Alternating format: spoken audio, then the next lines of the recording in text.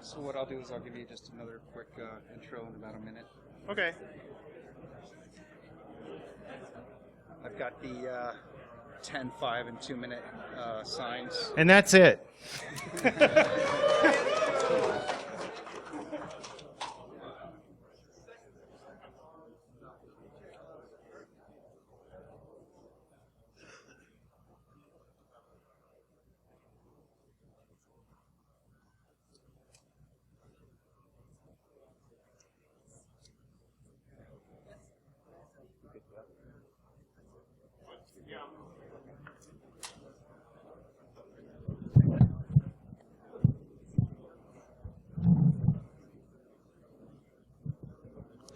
Okay, we're going to get going here. Again, this is the Malware Analysis 101 talk, Noob to Ninja in 60 minutes with Grecs. And personally, I've been looking forward to this talk because I'm definitely a newbie in this area. So I'm going to pay attention to this, and it's good to see we got a nice crowd in here. So you guys having fun so far? All right, good. Don't burn out. We got a long week ahead.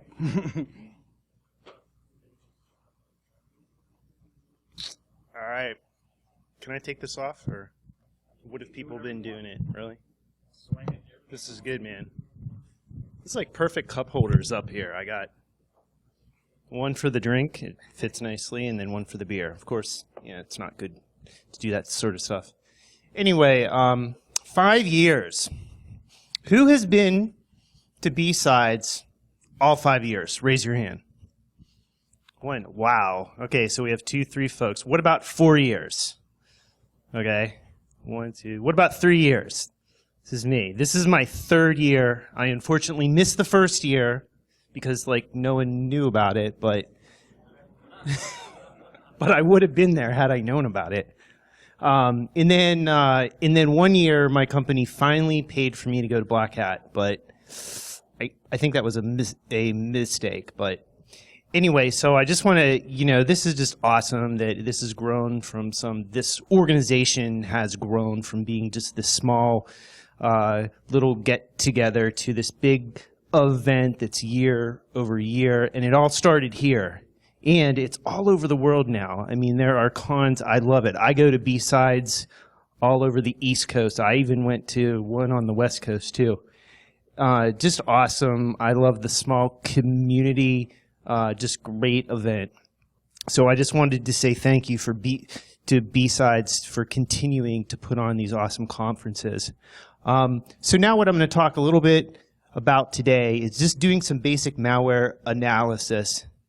The environment that I'm in now, we have analysts that basically watch events pop up, and then they look at those things and they decide, is this a true positive? Is it a false positive? Whatever. And it's a pretty boring job, shift work. But what I see a lot of is kind of your second tier team. And then even beyond that, there's specialists doing malware analysis. There's a lot of people at that first line that I think their jobs could be a lot more exciting if we would give them more to do than just like watch this dashboard and look through events. And so one of the things that I'm trying to do is, provide that first line of defense that we have in our security operations centers with just a little bit more knowledge, so that they can take their skills to the next level, so that they can do just a little bit more thorough of an analysis. And so that's what this talk is geared towards. Somebody that really hasn't done malware analysis previously. And this is the talk that I try to push. It's going to be just the overall how to get started, and then the second of all, where to learn more. Because even though it's within 60 minutes, right, if you notice there's a little asterisk there, and then the little thing, most listeners do not become ninjas in 60 minutes. But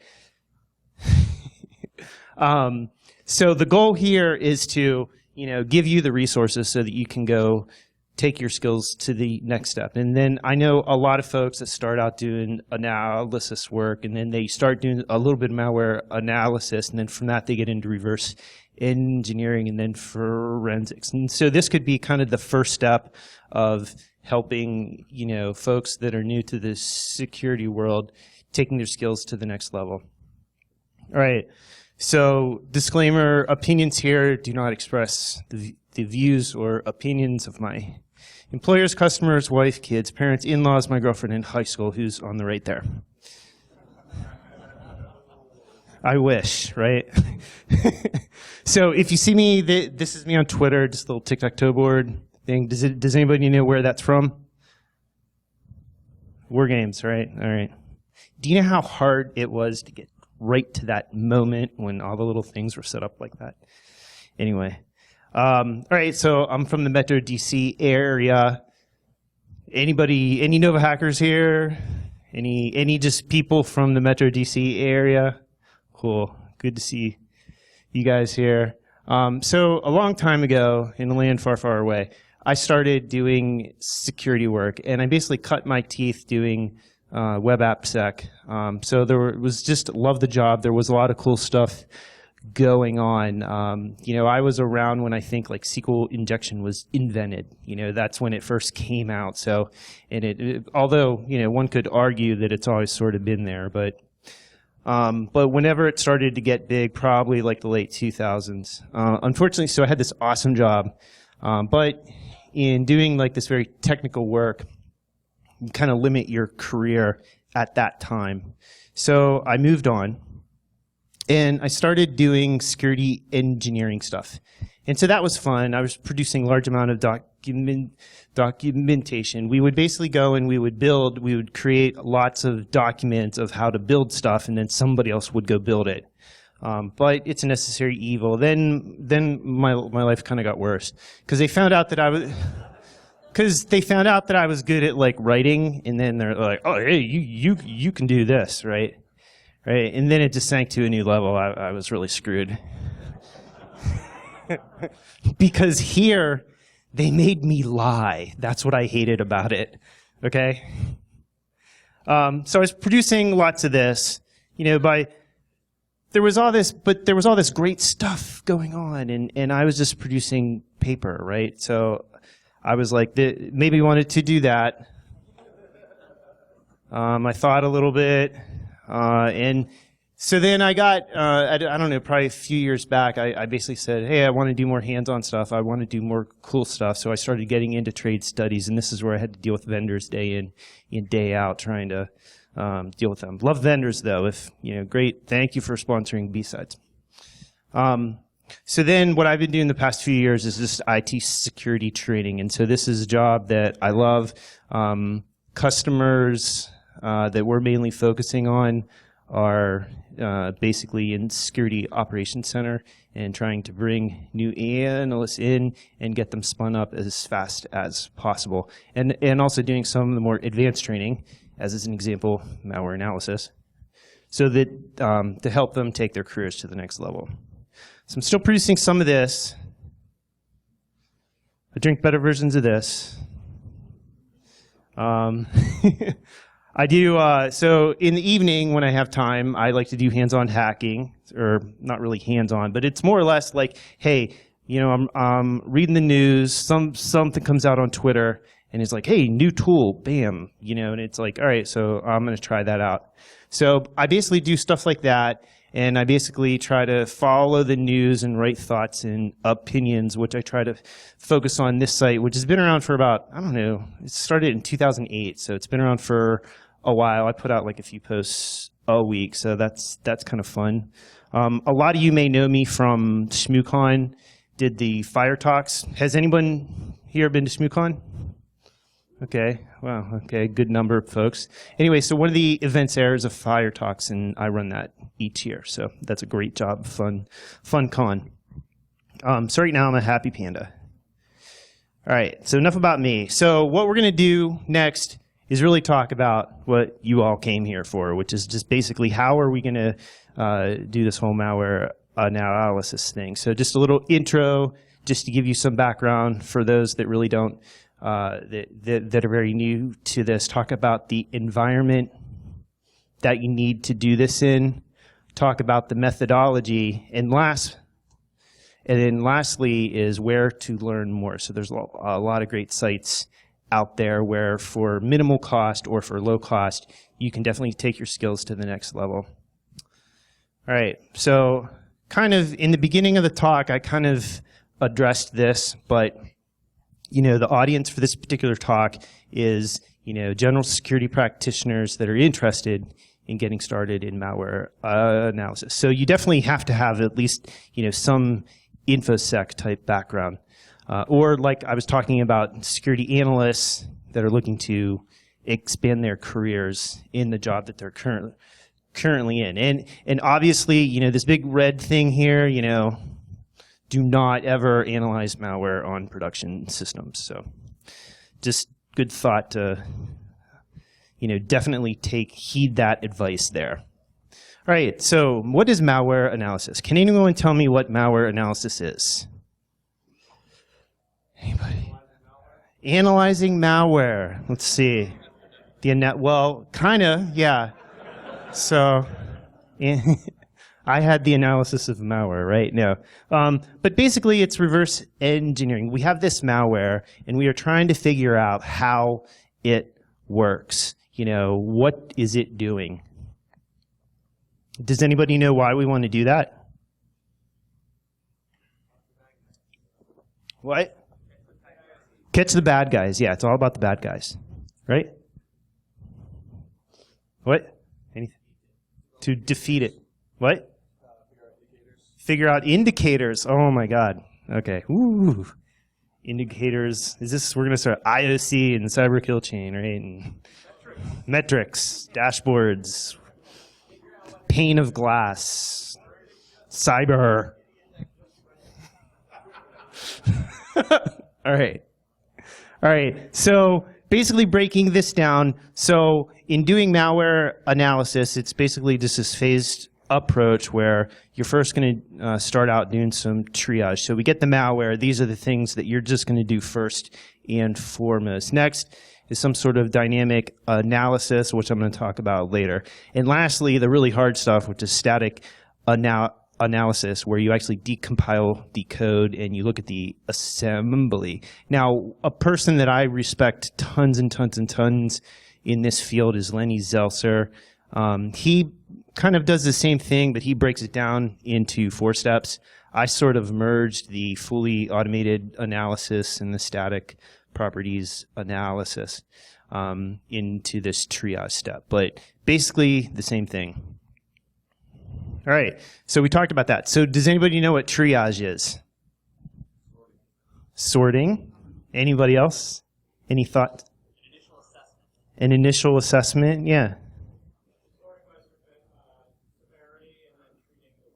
Yeah, sorting by severity and treating the worst. All awesome.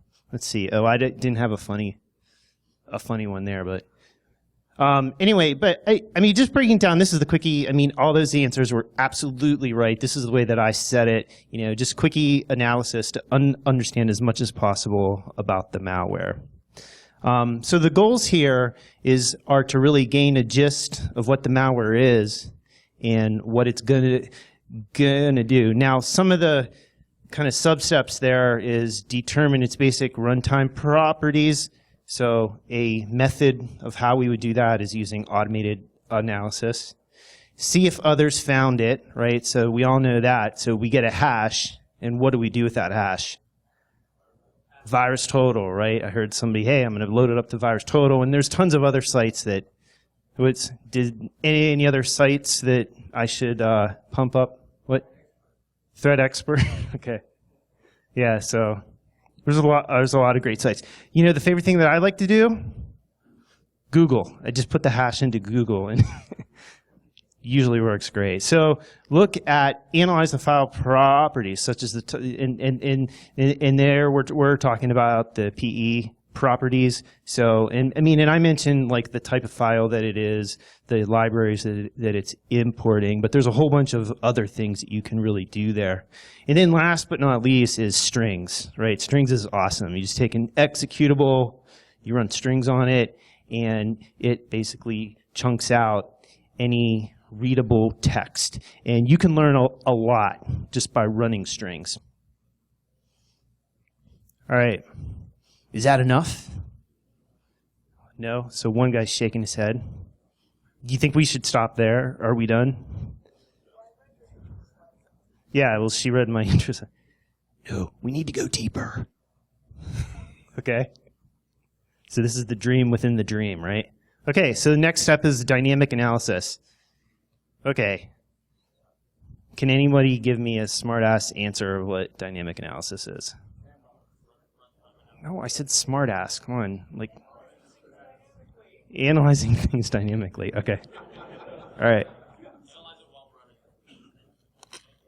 Analyze it while running. All right. So I didn't have a funny one here, but it's basically just executing the malware and watching what it does, right? This stuff is very complicated. Okay, so the goals here are just to get an understanding of how the malware acts. And some things that we're going to be looking at, or that we want to look at there, are host changes. And these are the big ones. Did anything did the registry change? Did keys get added, deleted? Did new registry entries get added? Same thing with files. Were there any files that were added, removed, changed? And then also look at logs. There's tons of logs.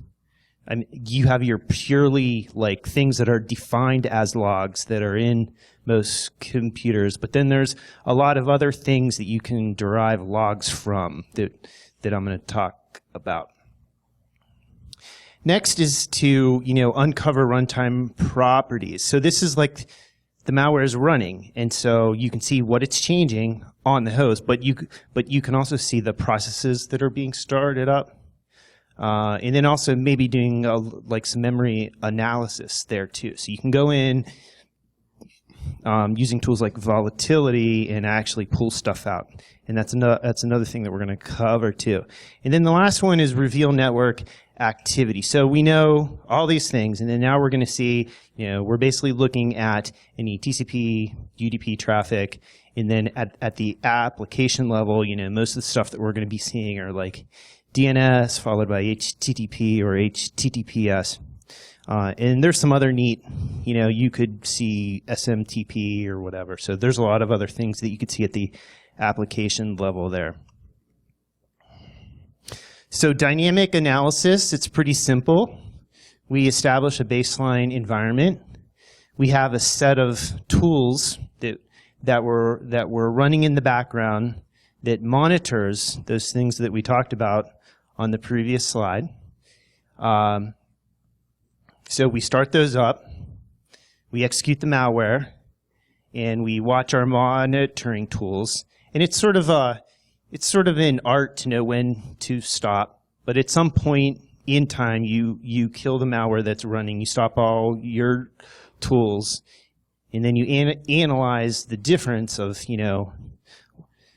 the differences between, that base system and what the system looks like now, and anything that you learned along the way.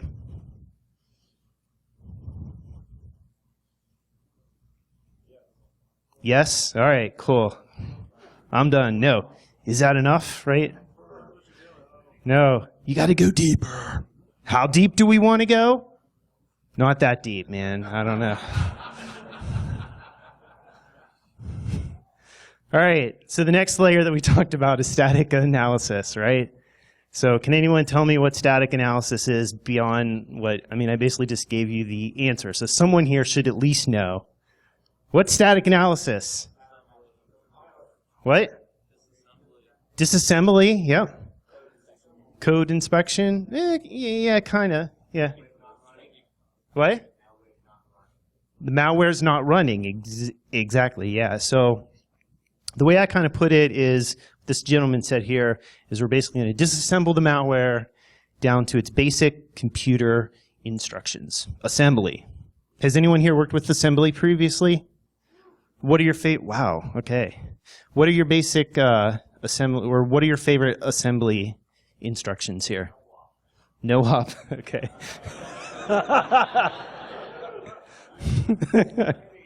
What? All right, that's good.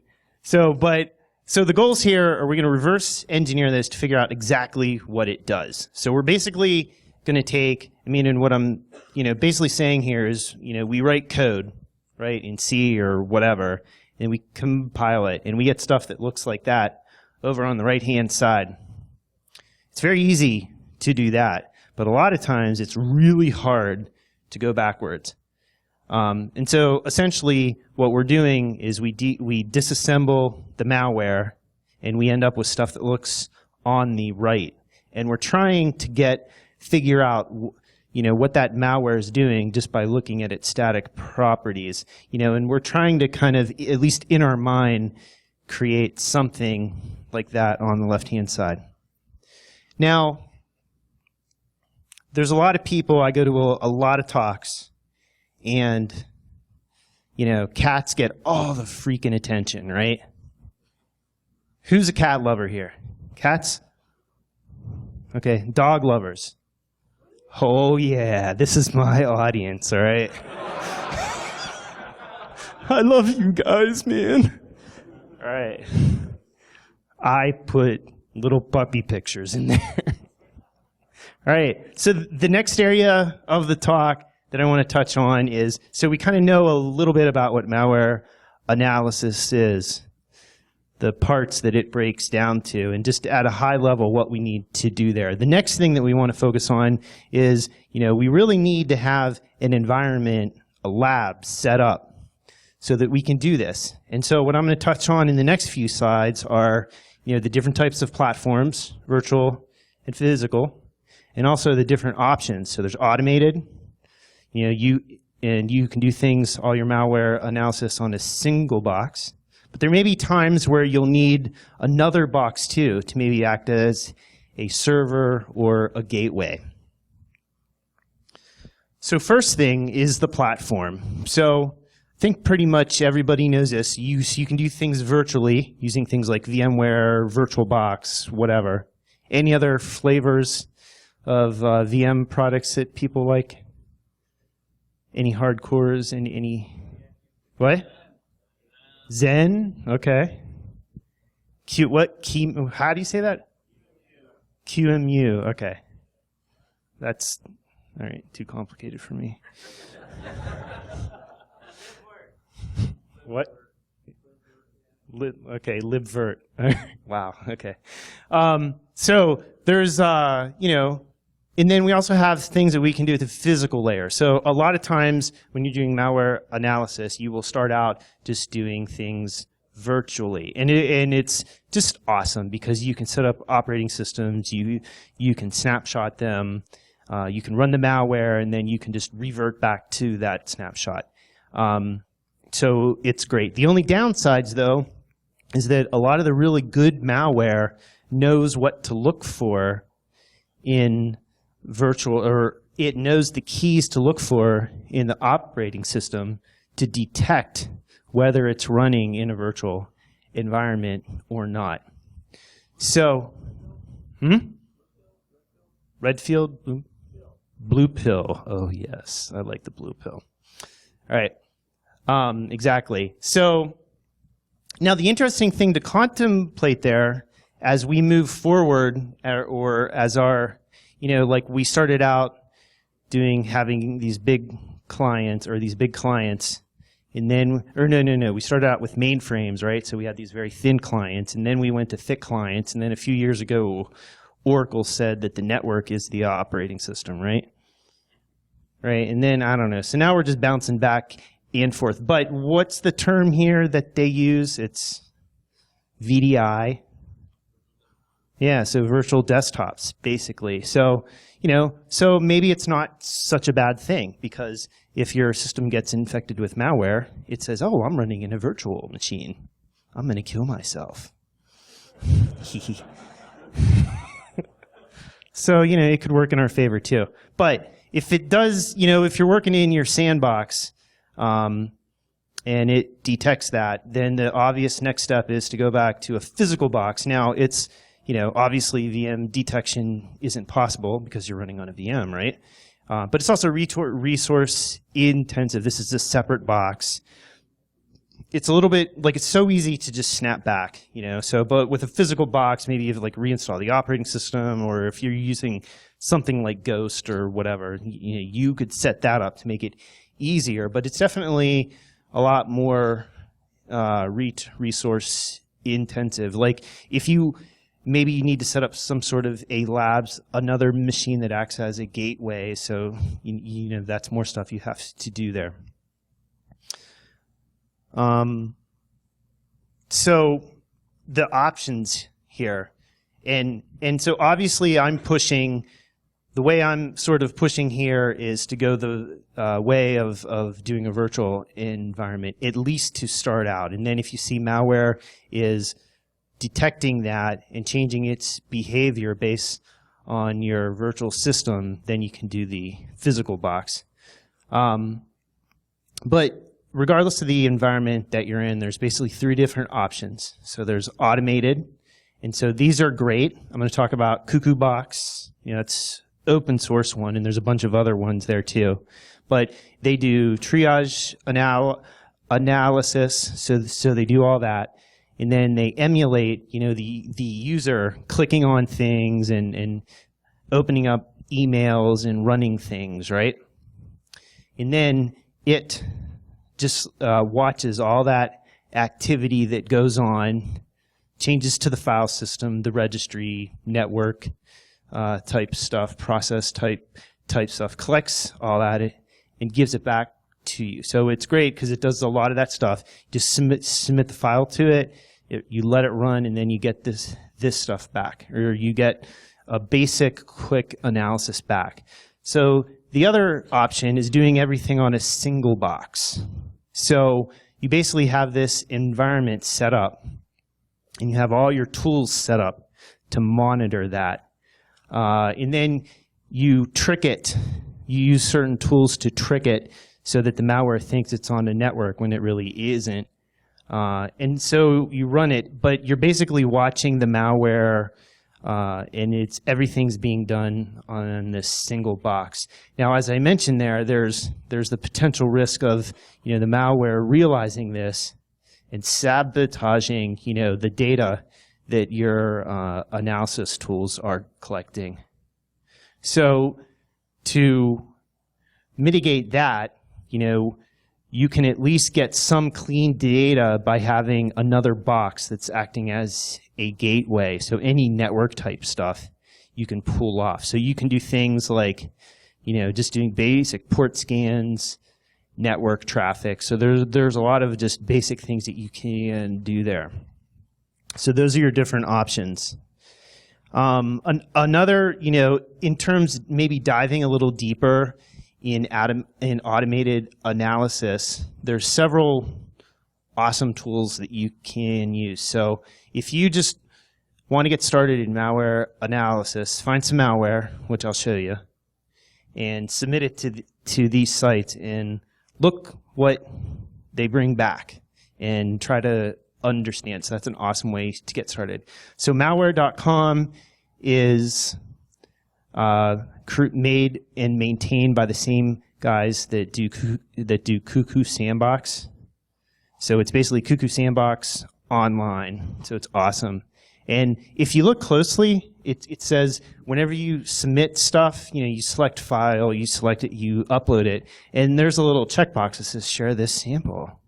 So most sites, whenever you use them, like Norman Sandbox, GFI, Anubis, Threat Expert, they all, they'll use anything that you submit to them to further their research.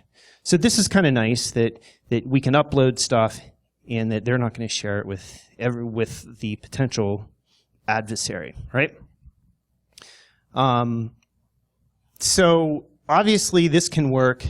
Using these online sites can work when you're just starting out, when you're just trying to learn, right? But if you are working for a large corporation, I don't know, Google or Microsoft or whoever, I don't think their management and leadership staff, their legal team, their whoever, right? I don't think they would appreciate you uploading malware that you found on their network to these sites. So the other option is to, those large companies can purchase products made by some of these same companies here that they basically do the same thing, but it's in-house, and any malware that's submitted to it doesn't get shared with anyone else. So there's commercial products. There's the open source tool, which is Cuckoo Sandbox. Has anyone used Cuckoo here? Okay, yeah, love it.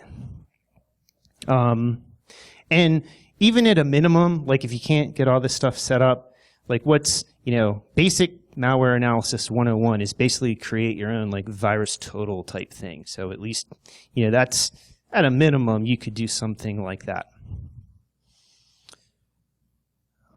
So looking a little bit, and I talked about Cuckoo and maybe diving a little deeper there, but this slide just basically talks about all the things that whenever you run malware on Cuckoo Sandbox, what it tracks. So it captures data associated with API calls, all the network traffic, screenshots, so you can actually go in and you can see the malware actually running, like if it's starting processes or opening a command window. Files, so any files that were added, deleted, or modified. And also assembly instructions, so it'll basically capture all that, a trace of that too. Cuckoo Sandbox, it's getting easier, but it can be a little frustrating to set up. So, but it's definitely worth the, if you're really good, you probably do it in like a half hour, but it's definitely worth it.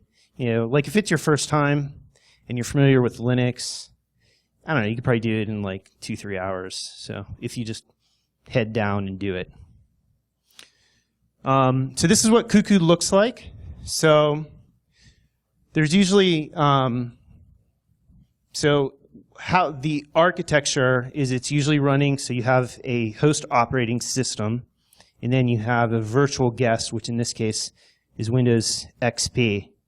And you submit stuff. I don't know if it's showing here, but so there's several ways to submit the malware to this.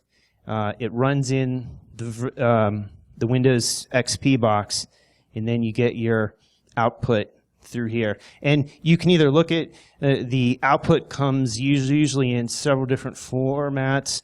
They have like you can start some local web servers, like a local mini web server, and you can look at like HTML reports, and it looks somewhat like if you would go to malware.com and you would look at their results. It looks basically like that. So lots of love for Cuckoo, right? So the next thing is, so that's automated, right? And now so the next evolution here was with the single box. And so this is basically where we're going to start looking at dynamic analysis, right? So you're going to start with your base unpatched Windows XP Service Pack 2 or Service Pack 3. I have some links here where you may be able to find stuff. But essentially, it's like, well, where do I get this, right? Especially if I'm a new guy, right? And I don't want to pay the hundreds of dollars to get a Windows XP license that's like 10 years old, right? But, if you're willing to pay for it, there's eBay, Newegg, whatever. So you can go to the sites like that.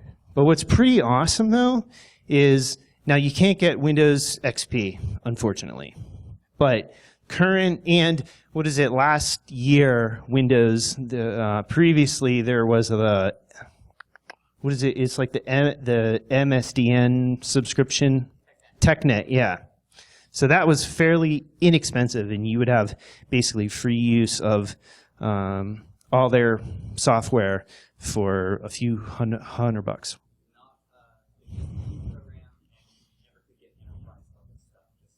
Okay. Yeah, just the basic stuff, right? But it was a great deal, right? But now what they did is they transitioned from, well, we have these evals, so we don't need the TechNet, right? So what you can essentially do is go get evals of any of these products. And usually by the first month, they'll nag you to register it. And then, but overall, they last 90 days, which, you know, to install an operating system, even Windows 7 or 8 on, like in a virtual environment, like I just did it. It takes like 15 minutes. So basically, you know, every 90 days, you spend 15 minutes and reset up your stuff. So the evals are a great place to start. They do kind of hide them because I've found them and I documented them. And then later I wanted to go back to it and I was like, oh, I'll just Google it, you know, and I couldn't find it. And so like definitely like write these down because Google doesn't index them. The other thing that you may want to look at is, I think Microsoft does it, is there's the modern IE. And essentially what this is it gives people, it gives web designers and developers access to browsers that are only accessible on Windows XP. So I guess like IE6, 7, whatever, right? But once again, so you can get access to Windows XP, and once again, these trials or evals, if you want to call them that, are good for 90 days. The last option, right, is AWS, right?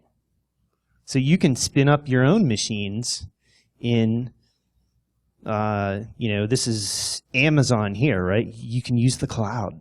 Oh, that's a buzzword I forgot to use. Drink. All right. The only disadvantage there is that they are servers. Like they usually don't have like workstation stuff. But you know, it's an option. Or you can just shell out the cash and buy. You know, you can start out with a Windows 7 or Windows 8 eval, and just, you know, when the expiration comes up, if you find you're really liking it, then you can put up the I don't know, how much does a Windows 7, I haven't bought one, but a few $100 or something? 400, what? Yeah. Enterprise? Okay, yeah, so about $100, but so, you know, it's usable. But if you don't want to shell out $100 up front, you have 90 days just to try it out, right? So it's great. So we get our basic operating system stood up. And, oh, did you have a question, sir? Okay. Yeah. Yes. Yes. Yeah, so previous operating systems that your IT maybe, what, 1 minute? 10 minutes? I thought I had like an hour. Okay, so, oh, this is hilarious. I thought it was like 50 minutes or something. Yeah, what's up? Suggestion on how to get Windows.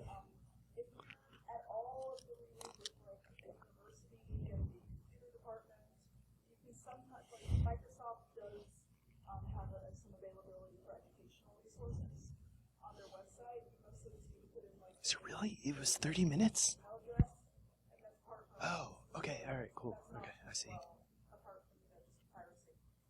Yeah, that's illegal. Come on. You know what? Speaking of that, what was it? My son did this. He's like 9, right? And he did this Invent It program for summer camp, right? So one of the things they did is they took apart old desktops, right? I'm thinking, awesome. So the one day I come home, I'm searching through stuff on my desk, and I see all these like Windows XP disks, Windows 7 disk, and I'm like, where'd these come from? So I asked him, and he said, oh, well, they were sitting there, and I thought you would like them. And I was like, oh. You are awesome. With like keys and everything. It was awesome. So, but anyway, I digress. So we have our basic operating system stood up, right? And so these are just some of the tools that you want to put on. So there's strings, and there's several companies that put out Windows strings tools. And there's PE Studio, which kind of does a little bit of strings too, but it also does a lot of just basic analysis type stuff, static analysis.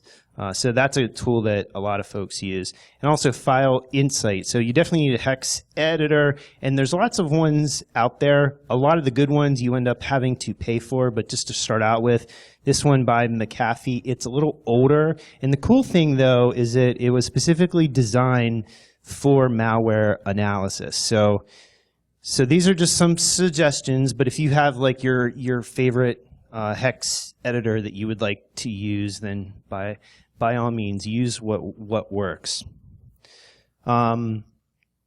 So some other things that you would want to put on this single box that you would be doing analysis on are some of the sys internals tools. So we got process monitor, which process monitor is just awesome. You can set it up to monitor specific things. You can filter all the junk you don't care out, that you don't care about out. It's just awesome. Definitely a tool to learn. And also Process Explorer, which is like Task Manager, but awesome. Okay? It just, there's lots of cool things you can do with it. And of course, Wireshark, right? And if you're going to use Wireshark, you're going to get stuck doing WinPCAP too. And also RedShot, I really like. And although it says RedShot, and you're thinking like, oh, it's going to track. So it's basically like, hey, I'm going to take a snapshot of the picture of the registry before, run a bunch of stuff, take a snapshot afterwards, and it shows you the diffs. There's actually an option there so that you can monitor file changes too. So you said, oh, I want to so you check that. And the files that you want to monitor, you just do C:// and it monitors all the file changes. So I got some links to that there. Some other things that you would want to install on this box for doing dynamic analysis or TCP view, just so that you can get so that you can watch just different network connections that are going in. And also there's a tool called FakeNet. So this is the thing that if the malware requires internet to work, or in order to basically like do C2, or just to indicate that, hey, I'm on a network and I can do stuff now. So there's a cool tool that was called FakeNet. And so really awesome. It basically starts up all these fake lists, like it changes your local host files, and then it starts up all these listeners for like DNS, HTTP, SSL. And it basically acts as it listens for stuff, and then it kind of makes its best guess to kind of send stuff back. So it's a pretty cool tool. And then the next thing is static analysis. So probably want to do some static analysis type tools to put on your box there. So obviously, there's IDA Pro, so you can get the free version. But if you want to stay low cost and you don't want to get pestered to upgrade, and you just start out with Ollie Debug. And one of the cool things too is the Ollie Dump plugin, because a lot of times if you're analyzing malware and you're looking at it statically and you're like, I don't know what it's doing. It's all like, I scan it, I run strings on it, and it looks just like garbage, right? So what you can do is you can start up the malware, attach it to the debugger, and then basically pause it, put a break in, and then extract the actual malware out of memory in its, say, decrypted state. So some cool stuff there. And then there's tons of tools out there. Like if you go to Lenny Zell's site, he has a link to them, but there are definitely, for like if you're looking at PDFs or Flash or Office files, there's tons of tools out there that are specifically designed to work with those formats. And then these are just some other ideas of some good stuff that I heard of that you may want to check out. Like here's some of the other hex editors. Usually you have to pay for them, but forensics, and this is another thing too, when you're doing malware analysis, there's a whole nother layer that you can add to it, because you can run the malware, but then you can actually do forensics on that box too to even learn more. So depending how deep you want to go, right? All right. So basically, so you have this single box. It's on a secluded network, and I just have a note there. Just don't do host only, because theoretically malware could spread from your victim box to your host, and so you definitely want to set up like a separate network that isn't connected to your host there.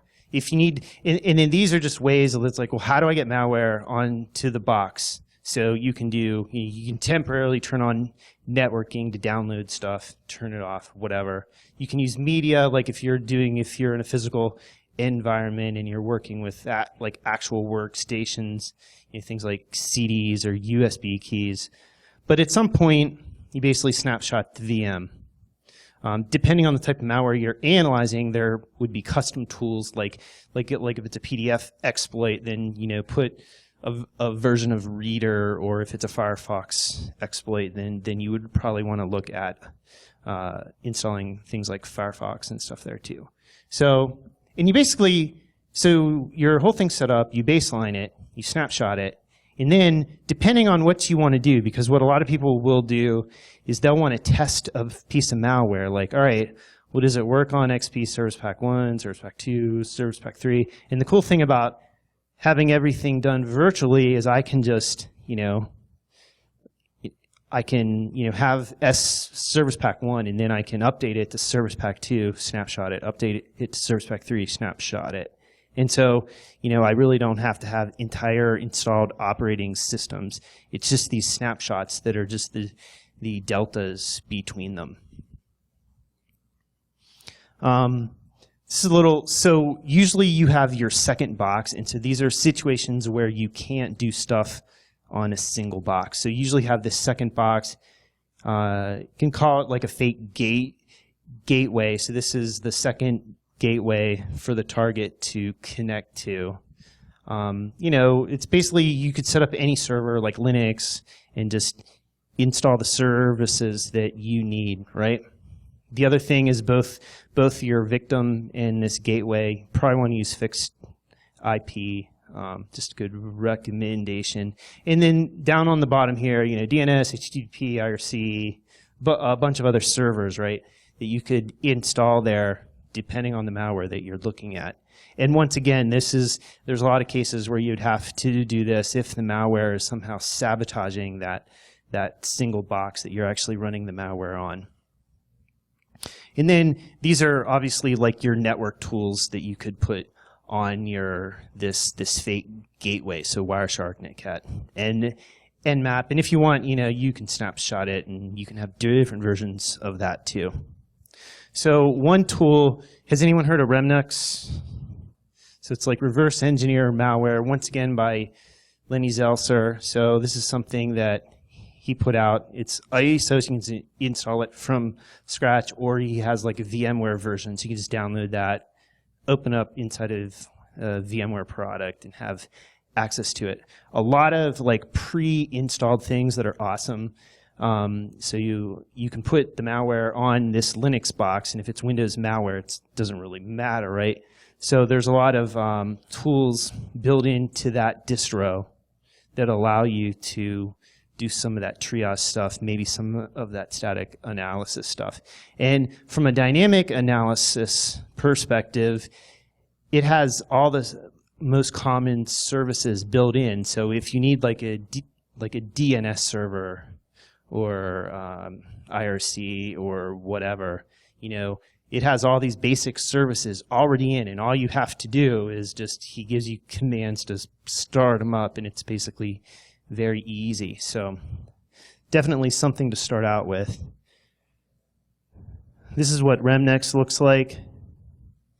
And one of the things too, like a lot of questions that you get is like, all right, I'm going to do malware analysis. Like, where do I get malware, right? So, I mean, if you're just starting out, I mean, I love the book Practical Malware Analysis. You can go to their website and you can download all their labs, and so that's malware that you can work on there. It's probably mostly, it's malware, but it's it was with a book, so it's probably less benign than say real malware. Contagio Dump has been around for years and years and years, right? You can get stuff from there.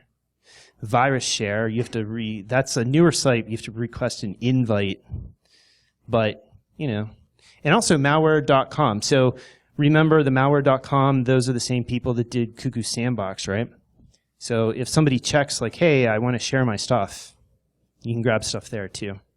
And then a new site that I've been tracking the past few months is malwaretrafficanalysis.net. Now he gets a lot of his stuff from malware.com, but he does some nice analysis there, breaks it down, and then he gives you links to, or they have all the malware that you can download for anything that he's looked at. So some great places to get started. Okay, I'm happy again, right? Okay, and then this is really quick. It's just the methodology, right? So this is my triage checklist, right? Because I'm in that world. We have to have checklists. Anyway, so it's pretty simple. Hey, I'm going to run it through some automated type service. It could be an external one, like some of the sites that I showed there, or it could be, your the commercial versions of those that are locally hosted. You can do your MD5 hash thing, right? So you can get the hash of the fileware, see if anyone's found it, right? You can determine, the real file type. So there's, you can just, you can look at the PE head, or you can look at file, and there's some other sort of tricks that you can do there. Analyze import. So these are the libraries that the malware is importing, right? So you can look at things and be like, oh, this is like this super advanced calculator, but for some reason it's importing like a network library. It's like, that's interesting. So you can look for stuff like that, and obviously run strings, because strings rocks. And as long as it's not obfuscated too bad, you can clear most of the stuff just by doing strings. Unpack if it is obfuscated. So there are standard, like if people just use this standard packer, then you can use the standard unpacker to just extract it up, clean it up. But if it's, they're using encryption or something like that, you can use that ollie dump trick or whatever. You just pull it out of memory. And then, like I said, there may be some specialized tools. But like a year or 2 years back, and it's still in development, there was this tool called Mastiff, which takes a lot of these tools, and it kind of does a lot of this stuff where you just submit the file to it. And then that's also part of the Remnux too. So you could play with that there. And then this is just a quick checklist for dynamic analysis. So we have our baseline. We start our apps, execute the malware, monitor the activities at some point, we shut stuff down, and then we look at the differences between the beginning and the end. And then static analysis. Does anybody do static analysis? It's definitely a lot harder, right? So, just kind of just stare at it and stare at it some more. And then eventually, after a few years, you get really good at it. And you don't know why. More puppies. All right, where to learn more?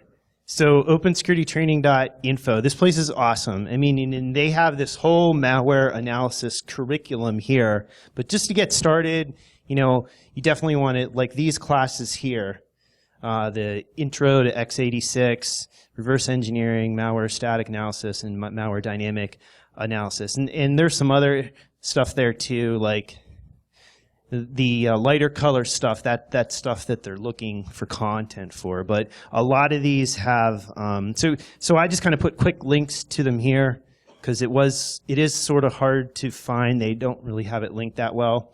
But so these are quick links to it.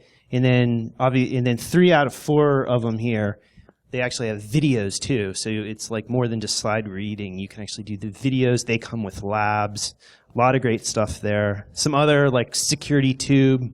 They have some reverse engineering stuff that you might want to check out. I've the Hacker Academy. They have like a good reverse engineering. Now this is a commercial thing, and like I get a little kickback, but there's like a little deal there, and it helps me come to cons like this and stuff. So it's not like I'm making that much money on it. And then they have some other things there, but it's pretty cool because they have these videos that you can watch, and they actually have labs that you can download VMs and run stuff. So some cool things that you can do there, and there's a special deal package there that go towards my 2015 B-Sides Las Vegas travel. Right, Zelser.com, I mean, he's just awesome. So malware analysis toolkit, just basically start there and just follow the links, and you just learn so much. Certifications, right? All right. So, Lenny works for SANS, and he does the GREM, so it's awesome if you can afford it. There's EC Council has their version. All right. There's probably some more out there. And then NIST, if you're in the government realm, NIST has their standard documents that you can read at night before you go to bed. Yep. and then if anybody's interested, like tomorrow, maybe afternoon or whatever, like if you guys want to do like a workshop or something, I don't know if anyone would be interested in doing stuff like that, just out in the common area. So, okay, cool. Well, yeah, I mean, so we can just definitely, I can't promise, because we're limited with bandwidth and stuff here, but, that might be something that we can work with, right? So maybe like a few hours, but if you just follow me on Twitter or whatever, I'll just kind of put stuff out there. And then kind of like in the last but not least, this is just kind of like a little side project that I might be able to use tomorrow, but Cuckoo Sandbox can be sort of a pain to set up. So what I started doing was, hey, well, I'm going to create this Cuckoo, I'm going to get a Ubuntu VM, and I'm going to set up Cuckoo for it, and I'm going to put like a Windows eval version, and I'm going to set it all up, and it's like this self-enclosed thing that you could just run. So hopefully I'll have some, I guess like literally version, last week, I'm like, hey, this would be a great idea. Oh, and I have to work like 60 hours too, but all right, I'm going to try to swing this. And then I have some ideas, like some really cool stuff that you could do. So it could be more than just Cuckoo. You could do additional snapshots and have different snapshots that focus on doing, the automated analysis and also doing some of the dynamic analysis too. So it runs a little slow. It's about 20 gig right now, so got to figure out how I'm going to distribute that. Anyway, so this is my conclusion slide. Anyway, so I'm not going to really talk to anything about that. So the presentation isn't posted yet, but that's where it's going to be. So please don't anybody take that that bit.ly link, please. That's me on Twitter. If you need to contact me, there's like through my website a contact form, or it's basically just grecs at novainfosec.com. And the Hacker Academy thing, Grecs Hacker Deal, if you're interested in doing stuff like that. And fortunately, I don't need any of this. Did anybody see this? Holy crap. Anyway, I probably don't have time for questions, but we can chat out there. Anyway, thank you.